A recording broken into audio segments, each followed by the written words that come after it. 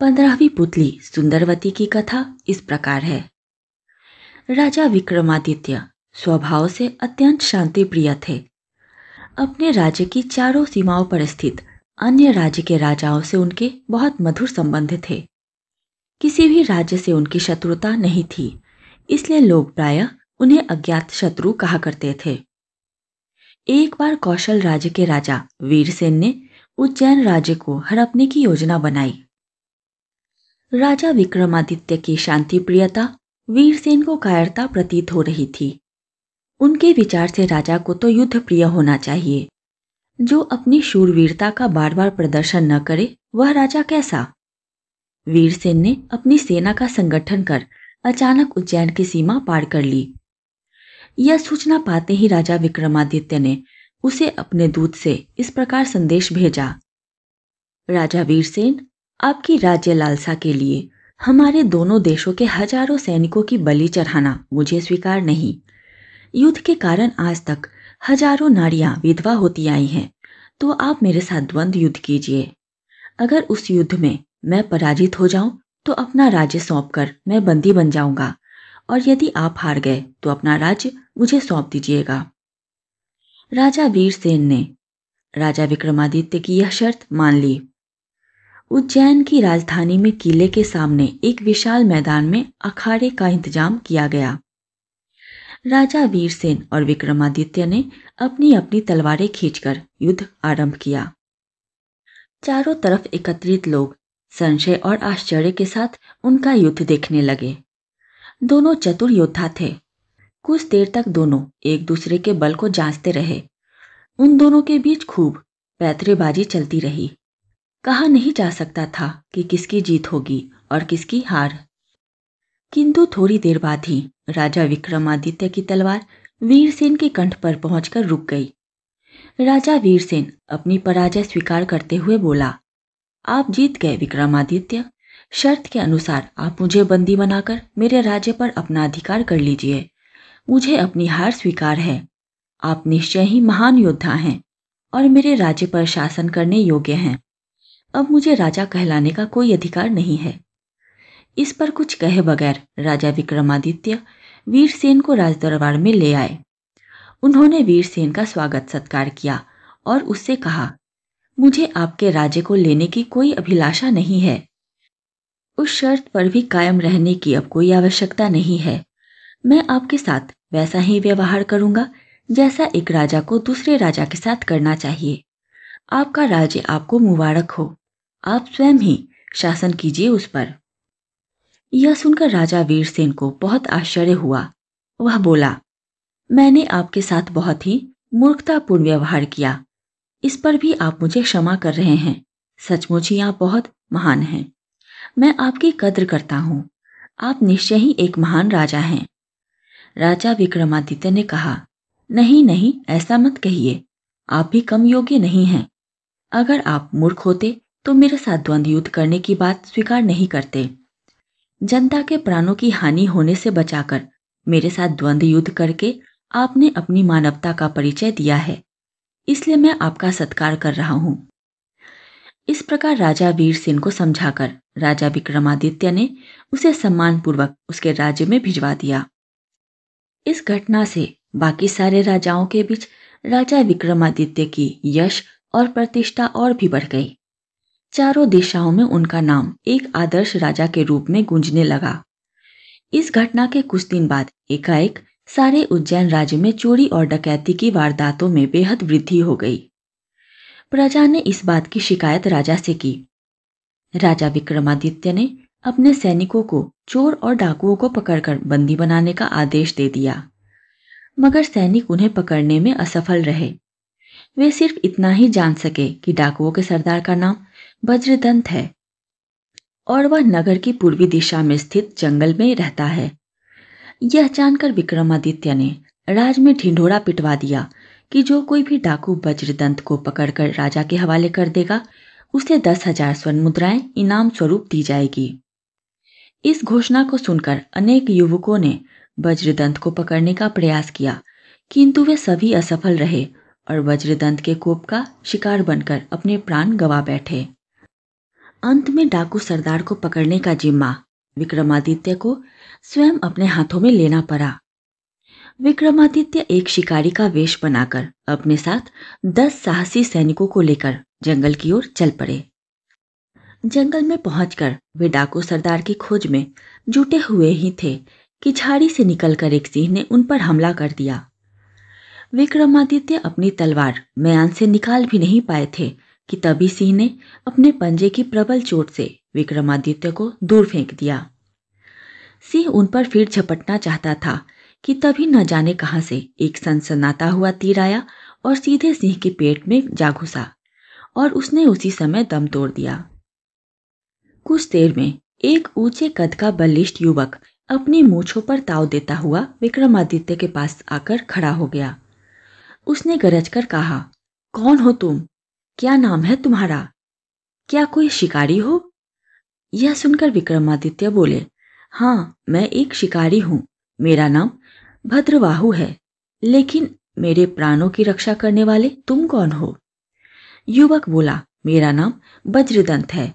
केवल इस राज्य की जनता ही नहीं बल्कि यहाँ का राजा विक्रमादित्य भी मेरे नाम से डरता है।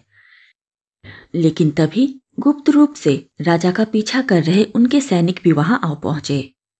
राजा ने तुरंत अपने सैनिकों को उस युवक को पकड़ने का आदेश दिया। सैनिकों ने एक साथ हमला कर उस युवक को दबोच लिया। अब वह युवक समझ गया कि शेर का शिकार बनने से बचा हुआ व्यक्ति स्वयं यहाँ का राजा विक्रमादित्य है।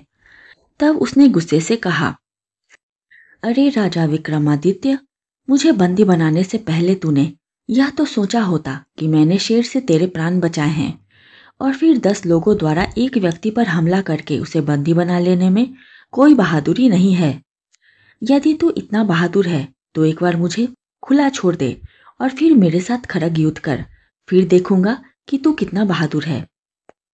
विक्रमादित्य ने सोचा, हालांकि इसने मेरी जान बचाई है, लेकिन एक डाकू के साथ खड़ग युद्ध करना स्वयं को अपमानित करने जैसा होगा।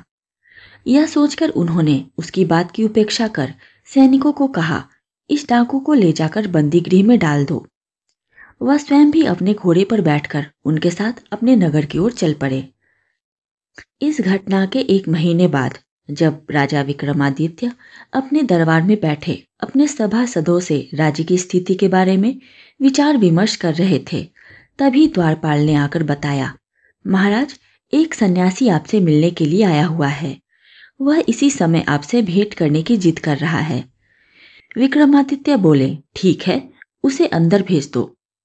राजा की आज्ञा पाते ही द्वारपाल ने सन्यासी को अंदर भेज दिया।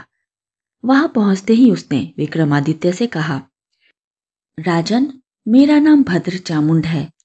मैं एक तांत्रिक हूँ। मैंने यक्षिणी देवी को प्रसन्न करने के लिए एक यज्ञ करने का संकल्प किया है। इसके लिए प्रतिदिन एक बालक के हिसाब से 1 महीने तक मुझे बालकों की बलि चढ़ानी होगी।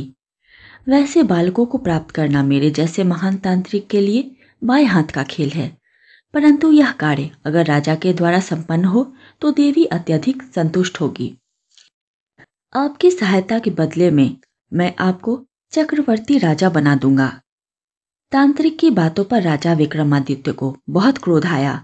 उन्होंने अपनी म्यान से तलवार खींच ली और तांत्रिक को मारने के लिए लपके। लेकिन तांत्रिक भद्र चामुंड ने अपने मंत्र बल से तलवार को जलाकर भस्म कर दिया। फिर वह जोर से चिल्लाया, राजन, मुझे परास्त करने वाला व्यक्ति इस पृथ्वी पर कोई नहीं है। मेरी तुम सहायता नहीं कर रहे हो तो तुम्हारा यह दुर्भाग्य ही है। यह कहकर तांत्रिक वहां से भाग गया। इसके बाद दूसरे ही दिन से राज्य में छोटे बच्चे गायब होने लगे। राजा विक्रमादित्य जान गए कि यह करतूत तांत्रिक की है।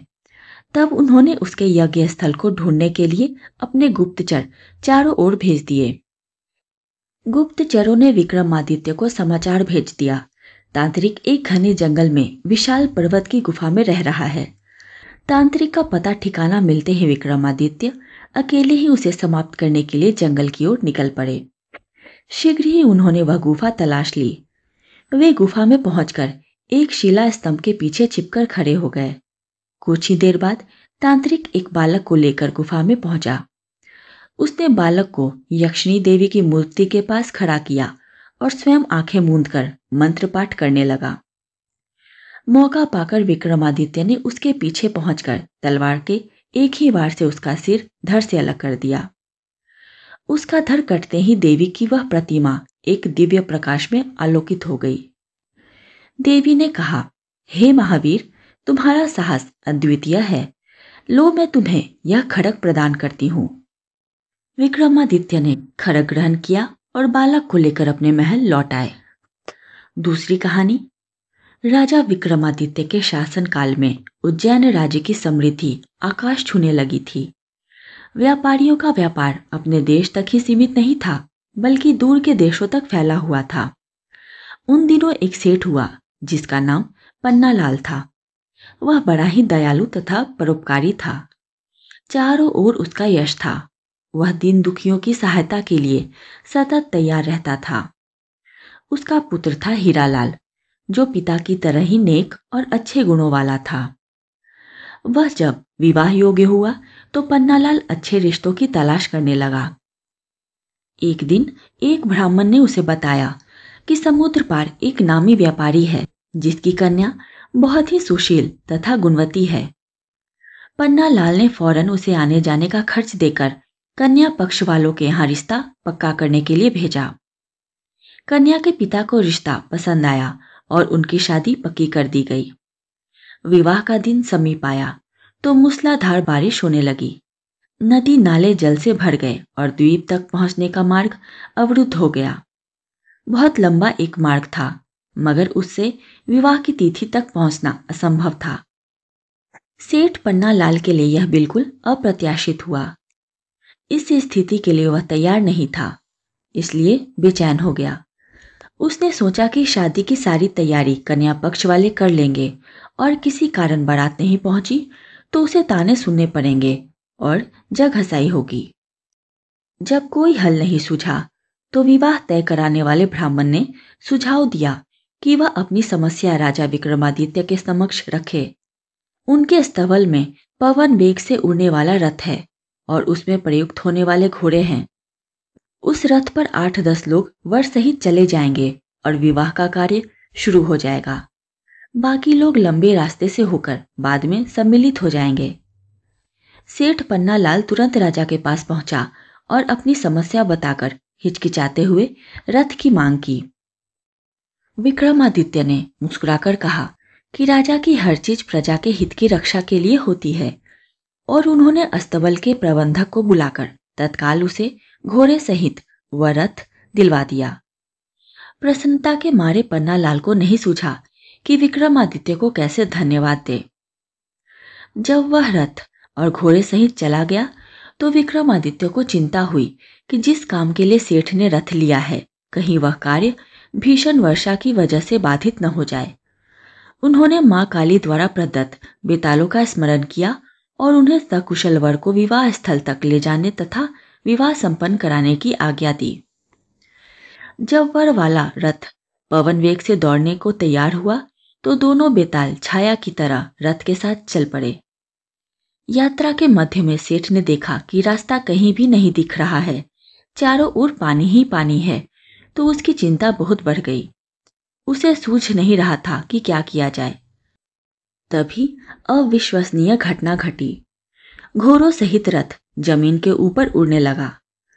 रथ जल के ऊपर ही ऊपर उड़ता हुआ निश्चित दिशा में बढ़ रहा था। दरअसल बेतालों ने उसे थाम रखा था और विवाह स्थल की ओर उड़ा जा रहा था। निश्चित मुहूर्त में सेठ के पुत्र का विवाह संपन्न हो गया। कन्या को साथ लेकर जब सेठ पन्नालाल उज्जैन लौटा तो घर के बदले सीधा राज दरबार गया। विक्रमादित्य ने वर वधू को आशीर्वाद दिया। सेठ पन्नालाल घोड़े और रथ की प्रशंसा में खोया रहा। राजा विक्रमादित्य उसका आशय समझ गए और उन्होंने अश्व तथा रथ उसे उपहार स्वरूप दे दिया। इतनी कहानी सुनाकर पुतली बोली, सुना तुमने राजा भोज? ऐसे त्यागी और प्रजापालक थे हमारे महाराज विक्रमादित्य। वे अपनी प्रजा के भलाई के लिए अपने प्राणों का भी बलिदान करने से नहीं हिचकते थे। क्या तुमने कभी ऐसा कार्य किया है राजा भोज? यह कहकर पुतली अदृश्य होकर सिंहासन पर अपने स्थान पर समा गई। पुतली के प्रश्न का राजा भोज के पास कोई जवाब नहीं था, अतः वे सिंहासन पर बैठने का विचार त्याग कर महल लौट गए। कहानी को अंत तक सुनने के लिए बहुत धन्यवाद। आशा करती हूँ ये कहानी आपको पसंद आई होगी। कहानी पसंद आई हो तो वीडियो को लाइक करें, शेयर करें और चैनल को सब्सक्राइब ज़रूर करें।